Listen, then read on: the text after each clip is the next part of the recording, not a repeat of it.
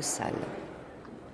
Le bien-être en agriculture, c'est le thème d'une série de conférences animées en ce moment par une psychologue du travail canadienne, spécialiste du monde agricole, Pierrette Desrosiers, qui est notre invitée ce soir. Bonsoir, merci d'être avec nous. Alors, vous étiez aujourd'hui dans le Morbihan, à Mauron, aux côtés d'agriculteurs et d'agricultrices de Bretagne. Maëlène Villaverde et Manon Le Charpentier y étaient aussi.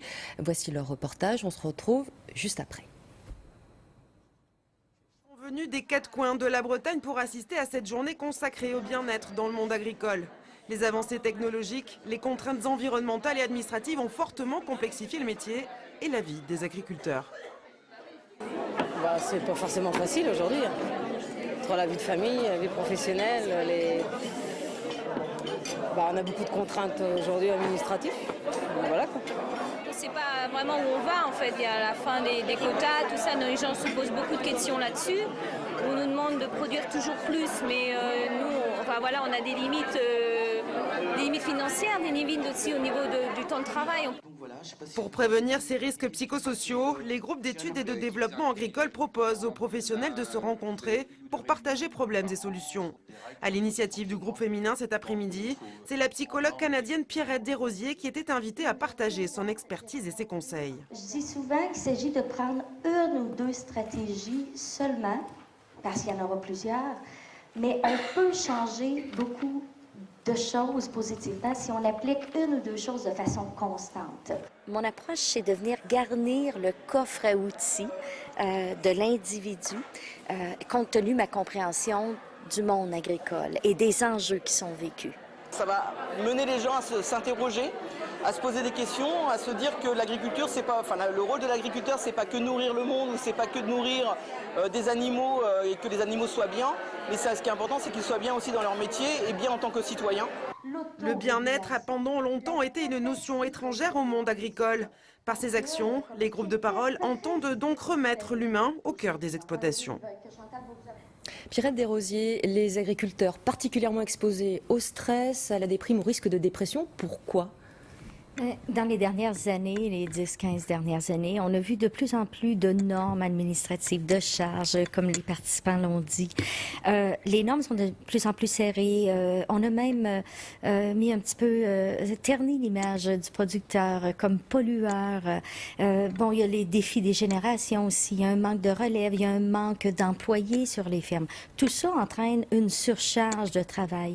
Alors, il n'y a pas un stress, mais il y a plusieurs stress qui font en sorte qu'aujourd'hui, c'est plus difficile pour l'agriculteur. Alors, en France, les chiffres parlent d'eux-mêmes. Selon l'Observatoire national du suicide du ministère de la Santé, la profession d'agriculteur est la catégorie socio-professionnelle la plus exposée. C'est pareil dans votre pays, au Canada?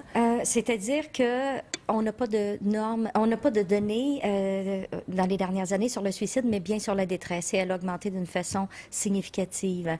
Et dans les facteurs que j'ai pas nommés, l'isolement aussi. On sait de plus en plus robotisé, on a mis de la technologie, on est de plus en plus isolé, qui est un autre facteur de stress. Alors, qu'est-ce que vous apportez dans votre coffre à outils, comme vous dites, pour soulager ces agriculteurs? Mais d'abord, un coffre, c'est plusieurs outils. Je ramène souvent l'individu à revenir à la base. On a oublié particulièrement la base.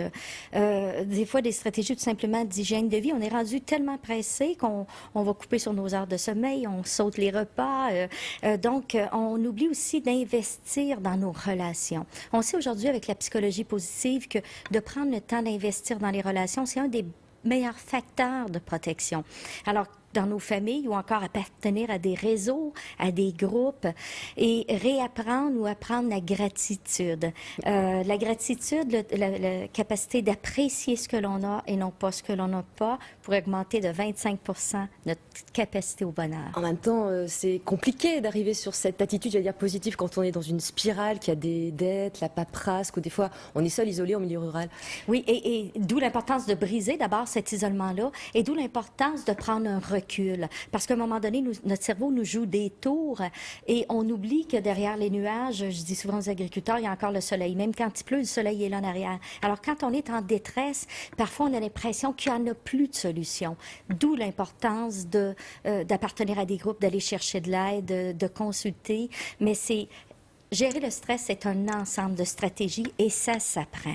Et merci beaucoup d'être venu sur ce plateau. Et je rappelle que vous continuez à faire des conférences en France encore quelques jours. Merci Pierrette Desrosiers. Et puis pour ceux qui nous regardent, je rappelle aussi que la MSA dispose d'une ligne téléphonique pour les agriculteurs en détresse psychologique. Agri Écoute, c'est le 09 69 39 29